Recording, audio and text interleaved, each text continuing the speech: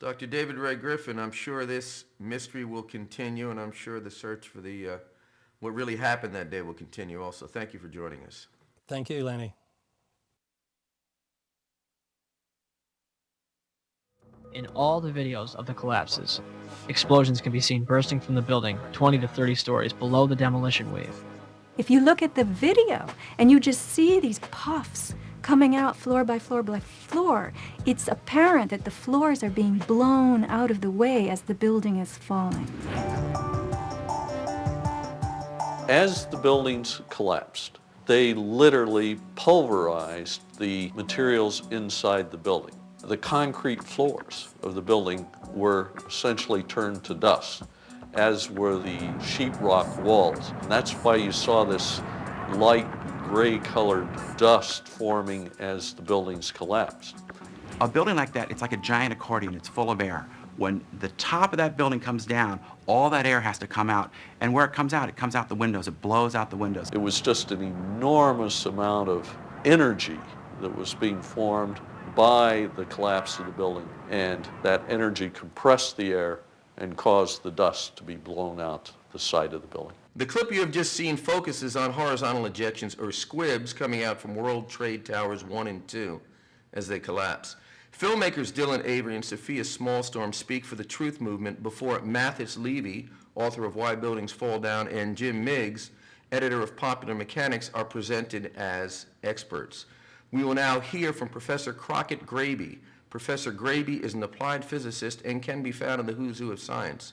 Professor Graby also published an article in the August edition of the Journal of 9/11 Studies on just this topic. He now joins us by phone. Welcome, Professor Graby. Hello, Lenny. Professor Graby, could you tell us about your paper in the Journal of 9/11 Studies? Well, squibs are driven, basically ejected horizontally out the windows of the World Trade Center. And these are driven by gradients in the pressure, very large gradients, because you have objects going out at 100 to 200 feet per second. These cannot be produced naturally as described. The talk is about accordion compressing air out of the windows.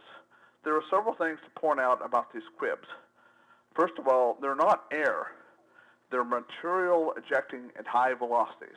Now, they don't come out all windows, but several are observed far below the pulverization region. One of the speakers talks about pulverizing concrete pillars and the sheetrock walls turning to dust. But in fact, so many of them are well below the pulverization center that it cannot be a valid explanation. Generally, a natural collapse will not produce large gradients in the pressure horizontally.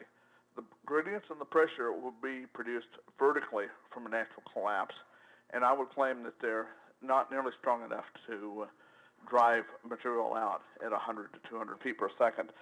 Professor Graby, your paper points out that the horizontal ejection rate is disproportional to the vertical fall rate. Could you explain this, please? Well, that is because the initial ejection is totally horizontal. It comes out at high speed at a horizontal rate of up to 200 feet per second. Now, the only reason it has a vertical component is because gravity takes hold of the material in that squib and slowly accelerates that. So at first the vertical velocity is very small because the gravitational acceleration has not yet taken hold of it. So it mostly comes out vertically. Eventually, as it travels in the horizontal direction, and how far it travels depends upon the resistance of the air to the material that's there. And some of the material travels a long way. Well, then gravitational acceleration slowly builds up a greater vertical velocity and eventually hits the ground at a very high rate of speed, almost as high as it started out with, and does major damage to whatever it hits on the ground. In the photograph of the squib, we estimated the initial velocity. The squib comes out almost horizontally, but from the distance it has traveled out versus the width of the North Tower, which is about 205 feet, as I recall.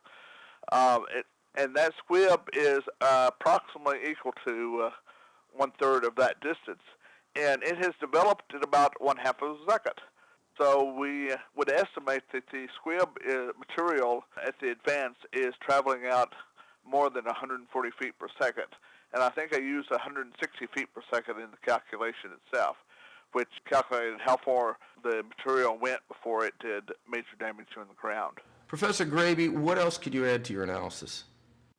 Just a general comment on that show produced on the History Channel, which goes back to the explanation that these are all natural.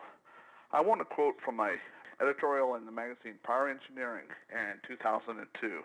That editorial basically says that the structural damage from these planes and the explosive emissions of jet fuel, which have always been the official explanation, they could not bring them down the towers. And to quote, the official investigation blessed by FEMA is a half-baked farce that may already have been commandeered by political forces whose primary interest, to put it mildly, lie far afield of full disclosure. That was 5 years ago. 5 years later, we'll still be fed a little bit of this half-baked farce. Thanks, Crockett. This concludes the third part of our special series, INN Takes on the History Channel.